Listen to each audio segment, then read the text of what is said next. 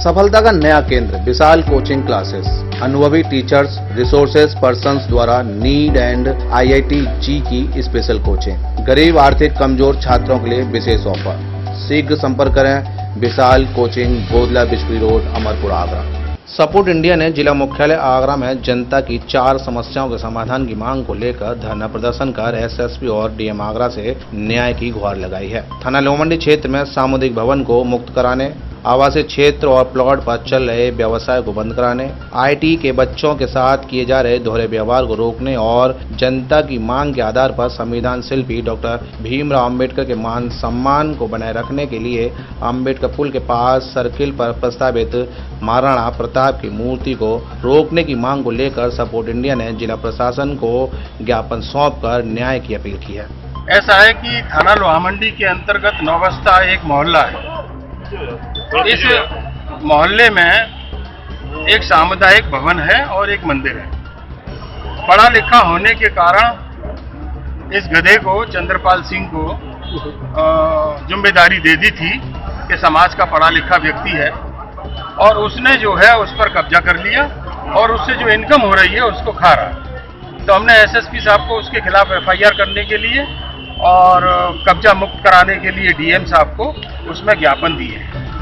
दूसरा एक मामला ये है कि अंबेडकर पुल जो एतमादौला से होता हुआ छत्ता की तरफ आता है, उसमें एक सर्किल बना हुआ है जिसको अब महाराणा प्रताप के नाम से करने जा रहे हैं। उसमें डॉक्टर अंबेडकर अनुयायियों ने ये निर्णय किया है कि आप महाराणा प्रताप जी की आगरा जिले में कहीं भी मूर्ति लगवा लें, हमें कोई ऐतराज नहीं है, बल्कि हम उसमें चंदा भी देंगे। लेकिन चूंकि वो अंबेडकर पुल है और अंबेडकर सर्किल है, इसलिए बाबा साहब के अस्तित्व को मिटाने का प्रयास किया गया है, जिसका हम विरोध करते हैं। और तीसरी हमारी जो समस्या है वो ये है कि लगातार हम प्रशासन को ज्ञापन दे रहे हैं कि जो आवासीय प्लाट हैं उनमें कॉमर्शियल गतिविधि नहीं होनी चाहिए। एक गार्गी नर्सिंग होम है जयपुर हाउस में, उसके ऊपर एक टावर लगा हुआ है। जो भी बच्चा पैदा होता है उस बच्चे की या तो आंख चली जाती है या गुर्दा चला जाता है या और कोई रेडिएशन से चला जाता है। जब कॉमर्शियल नहीं है और आवासीय गतिविधि में कोई हॉस्पिटल नहीं चल सकता तो उसको तत्काल प्रभाव से सील करना चाहिए। अब जो स्कूल है जो CBSE बोर्ड से रिलेटेड हैं, उनमें 25% बच्चे गरीबों के पढ़ने चाहिए। तमाम गरीब लोग हैं जिनके बच्चे एडमिशन नहीं लेते हैं।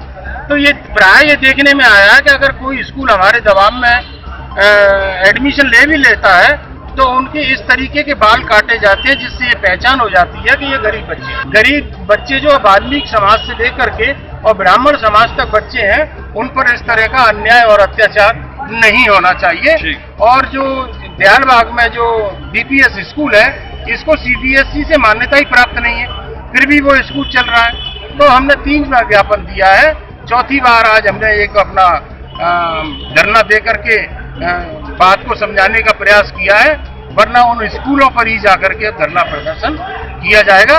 अगर प्रशासन हमारी रिपोर्ट नहीं लिखता है तो थाना लोहामंडी का हम किसी भी दिन घेराव कर सकते हैं। सपोर्ट इंडिया दमदारी के साथ गरीब, असहाय, पीड़ित समाज को न्याय दिलाने के लिए आवाज बुलंद की हुई है। इन मांगों में कितना न्याय जनता को मिलेगा यह तो प्रशासनिक अधिकारियों की मानसिकता और ईमानदारी पर निर्भर करेगा। सपोर्ट इंडिया न्यूज के लिए ब्यूरो रिपोर्ट।